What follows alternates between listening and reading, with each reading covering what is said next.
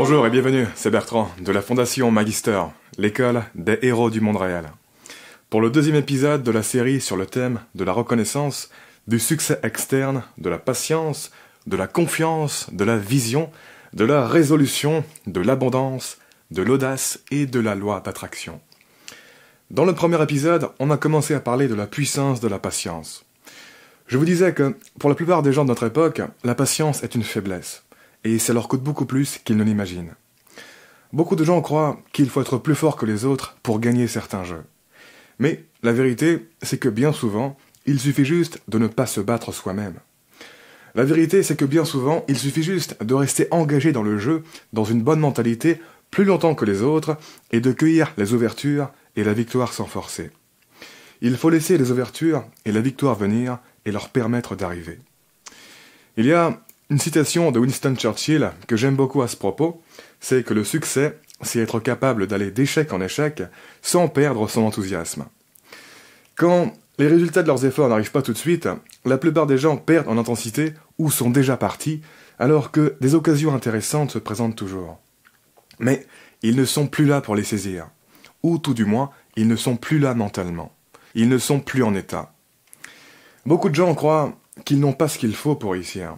Ils doutent de leur chance et donc ils abandonnent prématurément, en se disant qu'ils n'ont rien raté puisqu'ils n'avaient pas vraiment de chance de toute manière. Mais la vérité, c'est que bien souvent, au-delà de leur virus psychologique et de leur perspective limitée, ils avaient toute leur chance. Ce n'était pas mal parti. Il fallait juste être plus patient, rester confiant, et la porte de la réussite allait se dessiner et s'ouvrir devant eux. Il fallait juste arrêter de se battre contre soi-même et continuer à se battre pour soi-même. Beaucoup de gens croient qu'ils sont en train de perdre et ça les fait flancher l'intérieur. Alors qu'en fait, ils étaient en bonne voie de gagner. C'est juste que ce n'était pas marqué partout à l'avance qu'ils étaient en bonne voie de gagner. Il fallait avoir foi et y croire de l'intérieur que c'est en train d'arriver. Avant de flancher, ils avaient toute leur chance.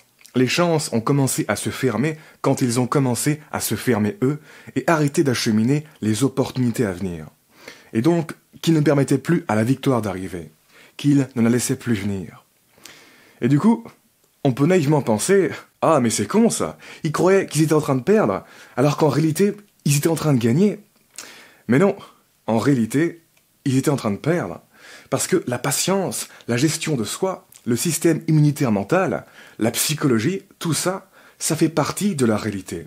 Croyez-moi, si on avait des données là-dessus, on se rendrait compte que c'est plus prévisible que la météo. Il n'y a aucun hasard. Si tu as tout pour gagner, sauf les défenses mentales, tu n'es pas en train de gagner, tu es en train de perdre. Parce qu'il te manque la pièce la plus importante. Le mental, c'est bien souvent la pièce qui va lâcher en premier et faire tout foirer. C'est ça qui va être décisif et dicter la réalité. La raison principale pour laquelle j'ai gagné ces combats, dont je vous ai parlé dans l'épisode précédent, c'est parce que j'ai un système immunitaire mental très développé. Sur la durée, mon esprit était beaucoup moins sujet à créer des virus et se battre contre lui-même que les mecs d'en face. Donc, depuis le début du combat, ils étaient en train de perdre, pour la simple et bonne raison que leur mental était sensible au virus et donc sujet à se battre contre lui-même. C'était juste qu'on ne pouvait pas encore le voir. Mais, au fond de moi, je le savais. Je savais qu'ils allaient craquer. Je savais qu'il y avait un compte à rebours invisible qui était lancé. Le compte à rebours de leur perte de sang-froid. Il faut bien comprendre que le mental structure le déroulement de l'existence. Soumis à une pression particulière, le mental d'une personne va se comporter d'une manière très régulière. Il va lâcher grosso modo au même moment. C'est pratiquement de la physique. De mon côté, je connais très bien comment se comporte mon mental sous différentes pressions. Je sais que c'est inenvisageable que je commence à avoir des virus mentaux pendant un combat. Peu importe la pression. C'est beaucoup plus probable que je perde connaissance ou que je meure plutôt que mon mental commence à avoir des virus pendant un combat. En revanche, j'ai appris à anticiper que si une personne n'est pas spécialement entraînée mentalement, son engagement mental va perdre en intensité et se faire affecter par la pression. Et tôt ou tard, elle va dérailler et se battre contre elle-même à l'intérieur. Il faut bien comprendre que ce n'est pas un hasard si une personne A se croit en train de perdre, alors qu'au-delà de sa perspective limitée, elle est en bonne voie de gagner. Ça reflète des failles de la structure de son mental. Dans la même situation, une personne B avec un système immunitaire mental solide, n'aurait jamais développé cette croyance, très loin de là. Alors que la personne A, on pourrait répéter 100 fois de la mettre dans une situation similaire, 100 fois sur 100, elle aurait développé une croyance de la même fréquence émotionnelle. Pas forcément exactement la même, mais grosso modo la même. Et pas forcément exactement au même moment, mais grosso modo au même moment. Autrement dit, la personne A avait perdu d'avance parce qu'elle était trop préparée à se croire perdre. Ses défenses mentales n'étaient pas assez solides pour tenir la pression qui allait inévitablement arriver. Elle n'était pas préparée à se croire et se sentir gagnante, même quand elle est dans une mauvaise position. Et d'ailleurs, c'est pour ça que, dans la spiritualité, on parle beaucoup de la loi d'attraction. Tout ce que je vous raconte là, c'est une interprétation plus psychologique et rationnelle de ce que décrit la loi d'attraction.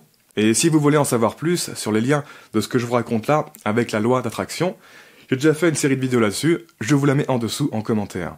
La loi d'attraction est pour moi 100% réelle, mais c'est juste que ça ne marche pas du tout comme beaucoup d'auteurs le prétendent.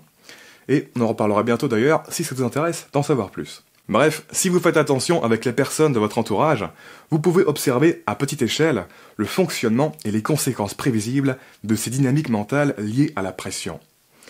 Vous pouvez observer que confronté au même type de situation, la réponse mentale des personnes de votre entourage se développe toujours grossièrement de la même manière. Par exemple, quand elles sont soumises à la pression, vous pouvez imaginer qu'il y a un compte à rebours qui se met en route, et voir leur comportement se développer de manière étonnamment prévisible.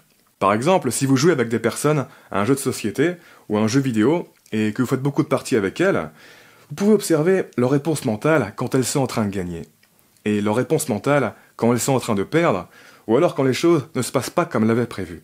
Après s'être pris une interminable série de défaites, certaines personnes sont toujours très engagées et calmes, comme si ça ne comptait pas. Ce sont des bons perdants. Elles n'ont pas besoin de gagner pour maintenir la qualité de leur jeu, de leur motivation et de leur détermination. C'est comme si au fond, elles avaient confiance qu'elles étaient en train de sortir du tunnel. Autrement dit, elles sont patientes, elles arrivent à vivre avec de l'avance dans leur tête. D'autres personnes, après s'être pris une interminable série de défaites, sont toujours très engagées, mais sont tellement assoiffées de revanche qu'elles font n'importe quoi. Elles n'ont plus de patience, leur agression les rend extrêmement bêtes et prévisibles. Ne pas gagner affecte négativement la qualité de leur jeu et les maintient enfermés dans la spirale de défaite. Certaines de ces personnes arrivent à prendre un peu de recul et se rendre compte qu'elles sont en train de s'enfoncer et se battre contre elles-mêmes, mais la plupart en sont inconscientes. D'autres encore ne supportent pas la défaite. Leur engagement et leur performance fondent progressivement quand elles perdent. Elles n'arrivent plus à être dedans. Leur volonté en prend un coup et n'y est plus. Et au bout d'un moment, elles craquent et quittent le jeu. Elles ne supportent pas de ne pas gagner et sont incapables de maintenir une bonne qualité de jeu si elles ne gagnent pas. Pour résumer, quand elles ne sont pas en train de gagner, certaines personnes se font inonder de molécules négatives à l'intérieur, qui leur font perdre leurs moyens et se sentir mal. C'est comme s'il y avait des fuites à l'intérieur, alors que d'autres maintiennent les fuites sous contrôle. Tant qu'une personne ne travaille pas son mental et sa patience pour ne pas déclencher toutes les vagues d'émotions qui lui font perdre ses moyens, elle va toujours avoir grosso modo les mêmes schémas de réponse sous la pression, et causer sa propre perte. Parfois, ça met un peu plus de temps à arriver, mais si tu fais attention, tu peux sentir que c'est bien en train de mijoter et de se développer. Il y a des schémas qu'une personne va tout le temps incarner, et d'autres schémas qu'elle ne va jamais incarner.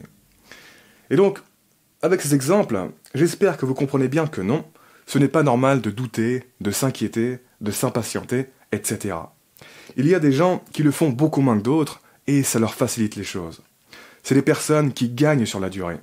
Parce qu'elles laissent la réussite venir, elles lui permettent d'arriver. Et de l'autre côté, il y a des gens qui doutent, qui s'inquiètent et qui s'impatientent beaucoup plus que d'autres. Et ce sont les gens qui se sabotent et qui causent systématiquement leur propre perte. Parce qu'ils ne laissent pas la réussite venir. Ils ne lui permettent pas d'arriver. Ils s'auto-détruisent de l'intérieur. Comme s'ils avaient des barrières mentales au succès, pour ne jamais trop réussir et les garder en bas. Donc, ne commencez pas à croire que c'est normal de douter de certaines choses, de s'inquiéter, etc. Ce serait comme de vous dire que c'est normal d'avoir des virus sur votre ordinateur, que ça n'empêche pas de continuer à l'utiliser, et que donc ce n'est pas la peine de mettre un antivirus ou de boucher les failles de sécurité. C'est vrai qu'il y a des choses pour lesquelles c'est très utile de douter. Mais pour beaucoup de choses, c'est un virus. C'est du poison qui ne fera que vous desservir et vous mettre hors d'état de réussir. Et pour en savoir plus sur la bonne utilisation du doute, je vous renvoie à l'épisode 45 que je vous mets en lien en dessous en commentaire. Je vous mets également une vidéo sur l'importance de développer son antivirus mental. Comprenez-moi bien, vous n'avez pas besoin d'avoir zéro doute et devenir un Bouddha ou un Jésus. Non, mais faites en sorte que les mauvaises émotions ne soient pas votre réponse par défaut sous la pression. Faites en sorte que votre réponse par défaut sous la pression reste cool et ne fasse pas tout sauter à l'intérieur. Faites en sorte que ça devienne exceptionnel de perdre votre sang-froid. Réduisez ça à un niveau minimal et surtout éliminez les mauvais doutes. Ne laissez pas ça stagner et se putréfier dans votre esprit. Faites ce qu'il faut pour garder un espace mental propre. Et si vous ne voulez pas systématiquement répéter les mêmes erreurs et les mêmes craquages à l'extérieur, identifiez leur source interne parce que vous pouvez être certain qu'il y en a une. Et prenez au sérieux la correction de tout ça. Et si ça vous intéresse d'en savoir plus, on en reparlera davantage de ça aussi. Pour ce qui est d'arrêter de développer des émotions de sabotage, les outils incontournables pour commencer, c'est l'intention, l'observation consciente, la méditation et la respiration. Pareil, j'ai déjà fait pas mal de vidéos là-dessus. Ça ne va pas faire de miracle du jour au lendemain, mais progressivement, ça va reconfigurer votre cerveau et ne pas laisser les émotions négatives prendre le contrôle.